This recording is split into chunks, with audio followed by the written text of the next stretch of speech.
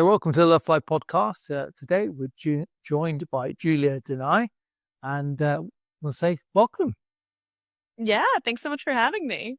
So no, thank you. So tell us about yourself, Julia. Like how you're linked into us and your story and what you do and all that sort of stuff. Let's start wherever you're at. Yeah, perfect.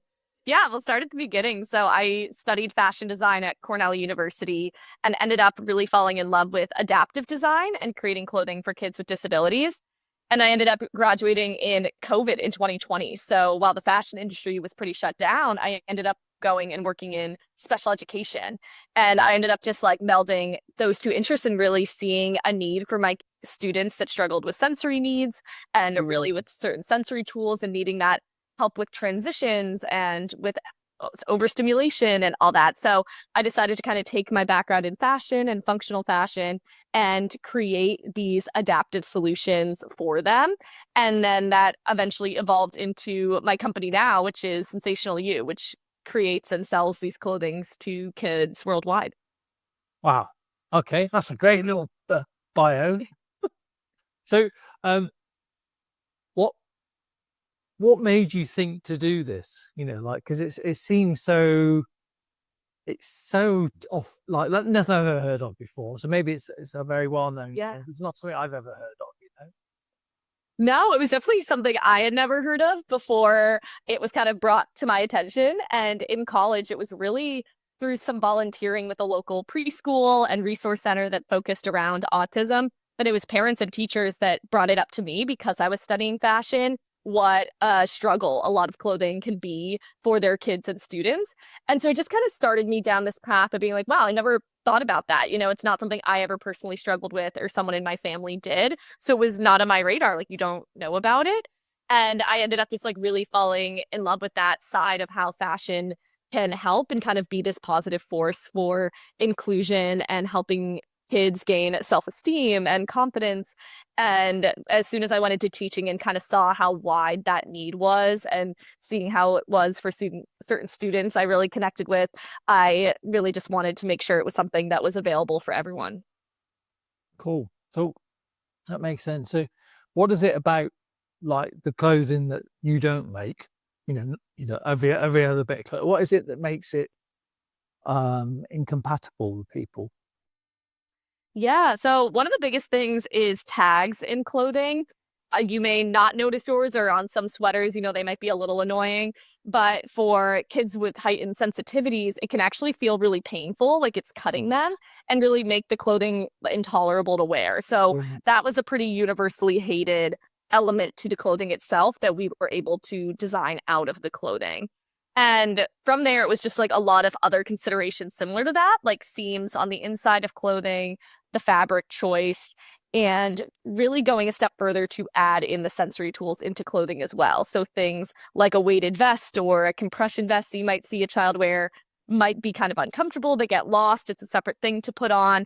So I was thinking, how can we have these tools for them in their clothing, whether it be compression or sound reduction or an eye mask when light gets overwhelming, and adding all these elements into the clothing they wear so that it's already on them and really easy and comfortable. Yeah. So I don't get how the sensory side works, that people, because it's an interesting thing for me that to think that, I suppose it's not a surprise, and it is a surprise, because, well, I think to this point where you literally, people can be like super, super sensitive, it sounds like, or super. So how does that work? Yeah, so everyone, we like all have our senses and you're kind of taking in input all the time and like reading that and determining like if things are too loud or not. But some people's like brains and senses and how they're processing it from their nervous system, it's just different. They can either be like really hypersensitive or what they say like hyposensitive, so really like undersensitive and unbothered. So they have like crazy pain tolerances that don't really feel cold in the winter. But when you're really hypersensitive, it could feel like you're at a rock concert when you're sitting in the classroom. It's like really loud, flashing lights, and that could just be the fluorescent overhead lights and a few people talking. So it can kind of create that really overwhelming environment really easily, where someone who doesn't have those sensitivities may say like, oh, it's a pretty calm, it's just a classroom, like easy to pay attention. But for the person sitting there, try to learn physics at like a rock concert would be really hard. So to them, like that's just like a perceived difference in like the environment. Yeah. So the sort of the super sensory, thing that you've noticed, who suffers from that? What what is there an age range? Is there a point where they sort of is it certain groups of people, or could it be literally anyone? How's that work? I literally this is a complete area of like ignorance to me. This is really interesting. No, it's good. Yeah. So it really can be anyone. One of the biggest things is people do kind of assume you grow out of it.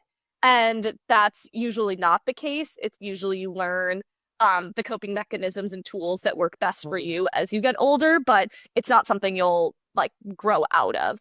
But definitely things change and like how you perceive the environment and how you like what situations you put yourself in, you have more control of as an adult. But yeah, it's really can be anyone. So they are now saying like between 1 in 20 and like even some studies have said 1 in 6 have sensory processing disorder. And that can really be a range. You might not be like as affected as some and like as sensitive, but definitely like some, even if it's like one of your sensory systems, whether it be like smell or lights really bother you. So it really is a big range, but the most common is definitely you'll see it a lot in kids with like autism, ADHD, any sort of like neurodivergence. It's really common for them to also have sensory processing differences. And do they know why? Do you know why?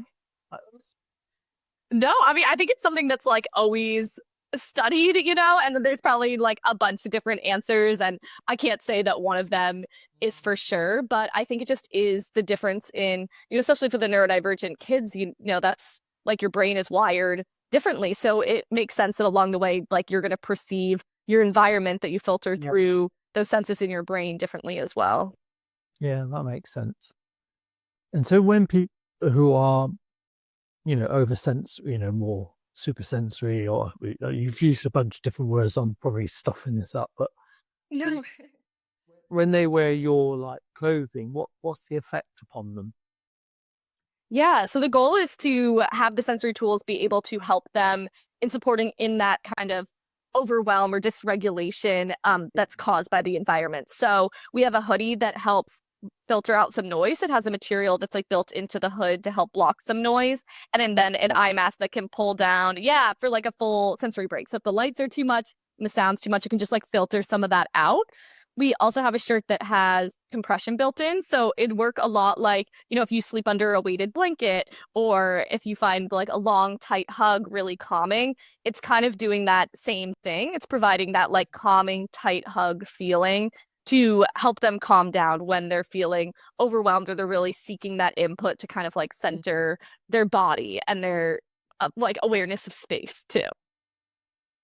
Funny enough, you just talked about the weighted blanket. So I was just reading in the Love Fly Facebook group, someone say, "Oh, a weighted blanket really helps my anxiety. Have you got any suggestions for when I fly?"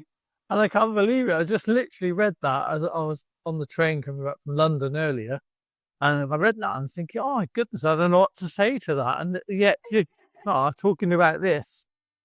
So that's actually Yeah. quite helpful for them, wouldn't it? Yeah, definitely. Yeah, like anything with compression they can wear. Also, they do make like weighted stuffed animals, so that might be a little easier to like travel with. But all of that is definitely operating around the same kind of idea and the same like sensory calming the nervous system. Yeah. So I've always wondered.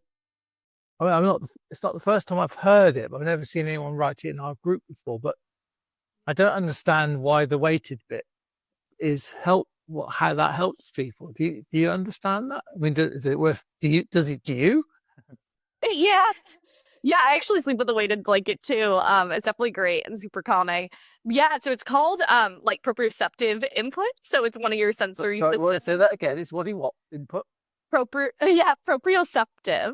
So it's like proprioception. Is actually one of it's like operating on one of your sensory systems that just isn't one of the ones we typically talk about, but there are these other sensory systems.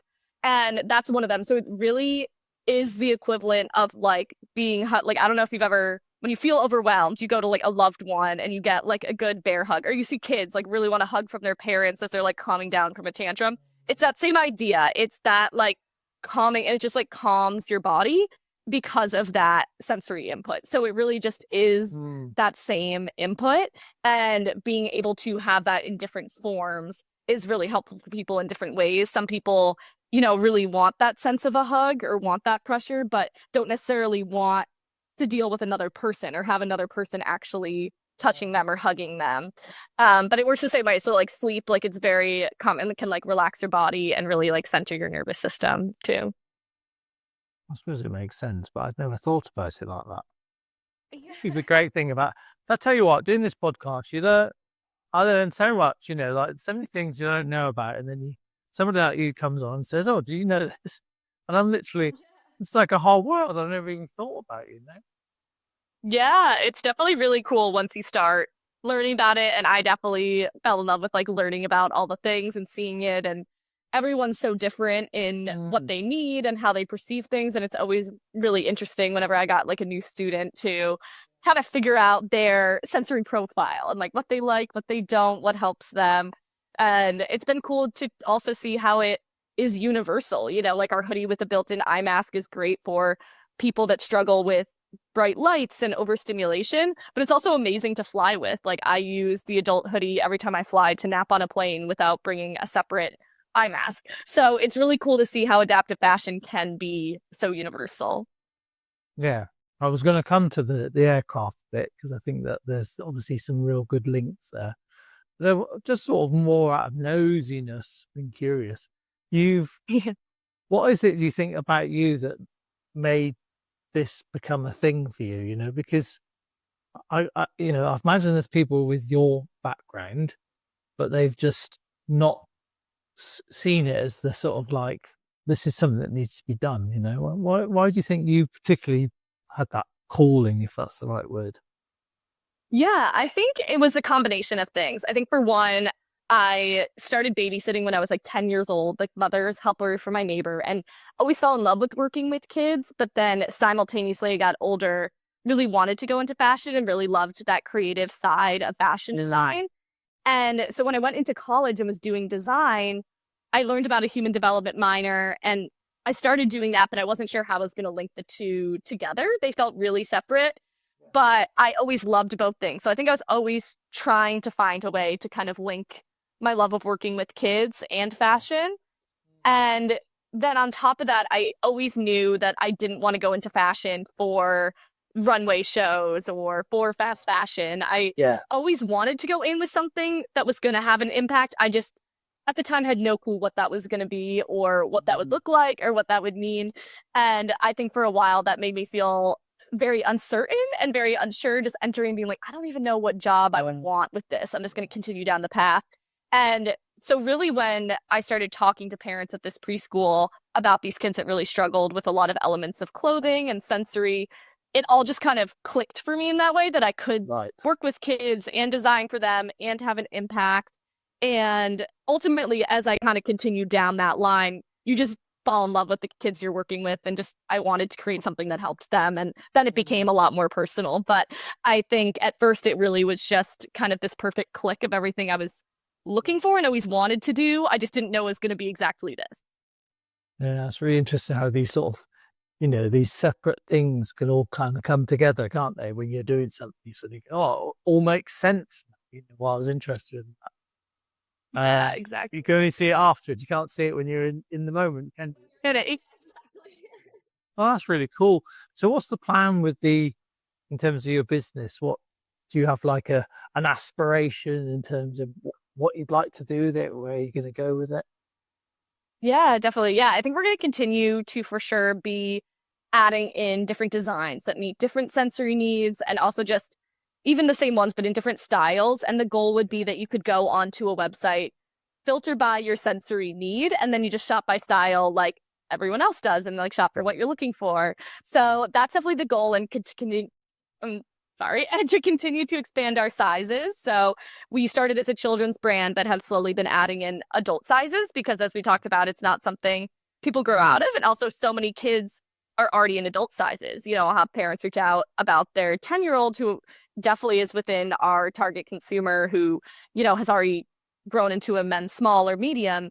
And so wanting to just make sure that we have it accessible to everyone at every size. And I think that's going to be a slow process of slowly adding each size into adult sizes and then ultimately, hopefully, like plus sizes and continue to just expand our size range so everyone can shop. But it'll go hand in hand with also kind of expanding those styles and adding in different sensory tools and different things that could be helpful. So we're definitely at the beginning of all the product expansion. Yeah. So do you see this is going to be your thing then, that you'll just stay doing this for the near future or the whole future? Yeah, the whole future would definitely be the goal. It's definitely something I can't imagine not doing right now, and that there's nothing else I'd want to be doing. So I definitely want to see it be successful and be along to help grow it and continue to design. But we'll kind of see where it all goes. It's so hard to know with a small company and a startup. So I'll see where it goes. But the goal would be to keep doing this and to keep growing it alongside the company. So yeah, I think it's cool. I mean, I was just wondering about the people who are anxious flyers. What sort of things do you think you've got that would help them, and why is that? Yeah, maybe the why. Exactly. Yeah, I think one of the things we were talking about is Tell us about your range.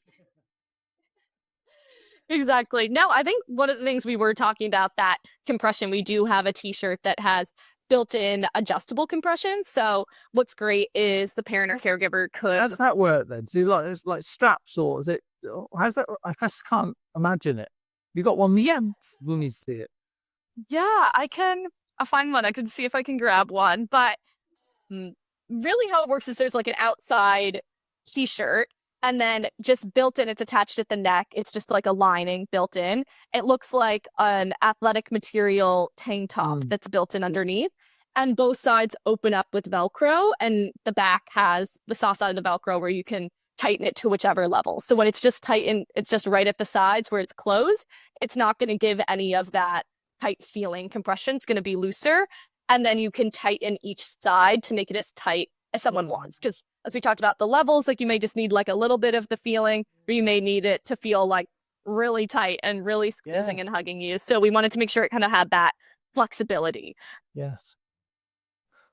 So you'll have to dig one out now. So I can't imagine.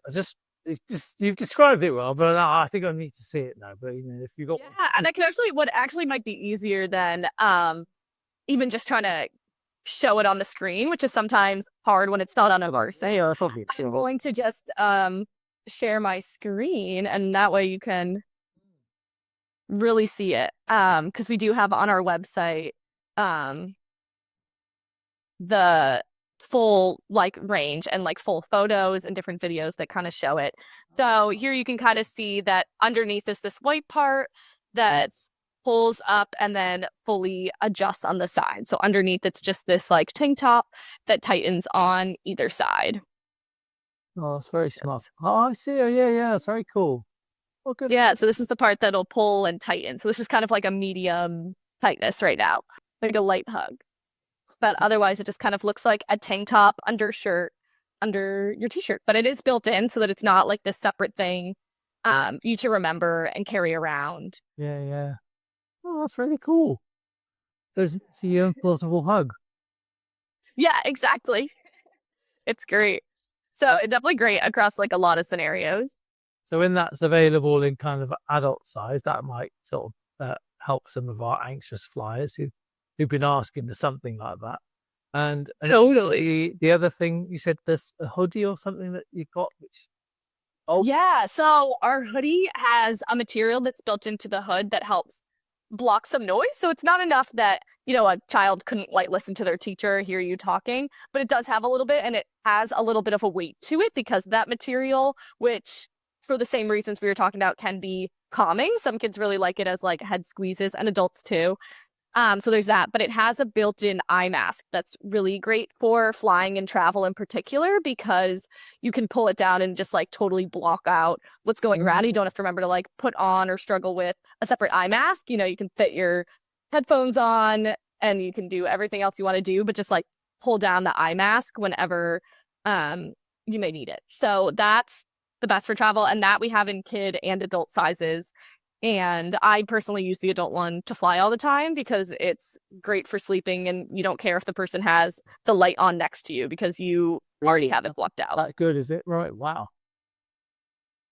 Yeah, the eye mask is made of the same material as the hoodie. So it's not at all meant to be transparent where you could like see through it to walk around. It's truly for like a seated total break. Yeah. So it's definitely going to block a lot of the light out. Oh. So this isn't, so you do this for just comfort? There's no sort of fear of flying lurking there, Julia? No, I actually love flying. I just like not dealing with other people while I'm flying. So I love the separation it creates. But I love travel, so it's great. I like flying because it gets me to where I want to go, which is not in driving distance usually. Yeah. I like going on adventures. So this avoiding, not having to be near other humans, is this flight thing or onwards, or is it just on the flight? No, I'm just on the flight. I don't know. I feel like I've had some weird experiences. I like to be able to just like be quietly by myself now. Mm. Oh, that's interesting because there are quite a lot of nervous flyers that they do this. They have like the hoodie up and the noise cancelling headphones and stuff. And I wonder if there is sort of like an undiagnosed oversensory thing, as well as, that's probably not helping their anxiety. It's possible, isn't it? I mean, I don't. Yeah, it's definitely possible. It's definitely, or it could be a mix, or it could be some people and not others. But I definitely think a lot of people don't recognize her, especially if they don't know about it or if like they were never recognized as a child as having any sensory needs. They may not know about it. Some people find out when they have a child who ends up being diagnosed autistic or with sensory needs. They're like, wait, that really bothered me as a kid too. And they kind of realize some of that anxiety or like what they perceived as anxiety is really like sensory overstimulation. And I mean, I'm sure like I think there's a mix, but it is really cool to meet the people who were like, I just had no clue that was me being overstimulated. Yeah, and if it is as many, you said 1 in 6, didn't you, earlier on? I mean, That's one of the studies we've said. I think it's always hard to determine, especially because a lot of people don't get diagnosed with things. So it's in that like 1 to 6 or 1 to 20, depending on what you read. Yeah, yeah. No, well, that makes sense. That's really interesting. Okay, so I've learned something today that I didn't know. That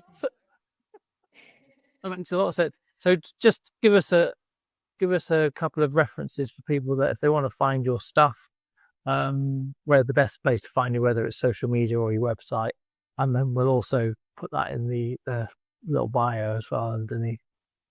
Amazing. Yeah. So our website, you can go to sensoryclothes.com, and then our social media are all Sense-ational You. So it's SENSEATIONL, and then YOU. And it's all our social media is, I believe, the same. Instagram, TikTok, Facebook, you'll be able to find it as sensational_YOU. Oh, that's really cool. Wow, I've learned something new. Thank you very much, Julia. That's brilliant. Anything else that you think people might find useful, your future products or current products, either for the overstimulated child or adult, or the potentially anxious, nervous flyer? Anything else you've got lurking? Yeah, no, I mean, I think the only other thing I'd want to say is that, it really can be for anyone. You don't even need sensory needs or anxiety. It can just be more comfortable or just be great to take a nap in. And I think a lot of it is what's great about inclusive fashion is it's truly that it's inclusive. So even if it's not specifically designed for you, like you're not autistic, it's really great to even wear it because it does kind of normalize these things and make it more accessible to people who need it because it becomes bigger. And I think that's across all adaptive clothing in general. And as that starts being a bigger thing and you hear about it, just know like it is for everyone. It's not an othering thing. It's not just for people with disabilities. It's really meant to be just inclusive of people who need these changes in clothing, but it's for everyone. Yeah, that's really nice to hear. And are you the only one that's doing this at the moment? Or are there other places? Not that we're going to promote them or mention them, but just is it? Do you kind of are you at the beginning of a kind of like spotted a gap and can really see that this is a massive area of the potential expansion, or yeah, Yeah, it's definitely why I started it because there was nothing else. And I think slowly, more adaptive brands in general are popping up. And I know a lot of other small adaptive fashion businesses that are doing all sorts of different things and for all sorts of different target consumers. For our specific designs, we're the only ones who make these specific designs for this mm, purpose and mm, in general. So there are definitely other businesses like solving other great needs, but there's definitely still a lot of room in the market for all of us to grow and all of us to keep creating and for more people to pop mm, up. So it's definitely going to be interesting to watch the space grow and watch people slowly recognize some of these needs more. But for now, yeah, we're definitely at the beginning of a trend, I'd say, or a curve of inclusivity. well, I wish you tons of luck with that. And I mean, there's a lot of people who listen to the podcast from different parts of the world, and obviously you're based in the US. Can you ship Yeah. globally? Yes, yeah. Our website does allow you to us to ship internationally to pretty much everywhere Shopify can handle it. And what's great is it's just calculated by the carriers at checkout. So you can select who you want to ship it and it'll be their exact rate worldwide. And that'll include all like duty, taxes, anything for custom. So it'll be super simple once it gets to Yeah. you. Yeah. Oh, well, fantastic. Julia, thank you very much. That's been absolutely fascinating. Something I knew hardly anything about. And now I feel like I'm much better informed. And I just can't believe the timing of that post this afternoon. So I put a little link on to your website and just say, oh, by the way, there's a top uh, to replace your hug blanket, your heavy blanket at home. I just think I just can't believe I haven't seen that before. So it just makes perfect sense that that would be very comforting for people. So I think that's very fortuitous speaking to you today. Yeah, this was great. Thanks so much for having me on. Oh, thank you. Well, I wish you massive luck and global success and all that great stuff. And if you do bring out anything that you think is very sort of anxious fire specific, could help, please let us know because we'll give a little shout out on our in our various social media as well because it just sounds like such a great idea. Amazing. I will. Thank you. Well, lovely to meet you, Julia. Thank you. Have a good rest of You day too. and wish you massive success. Thank you so much. Yeah, have a great rest of your day. Stop the old record.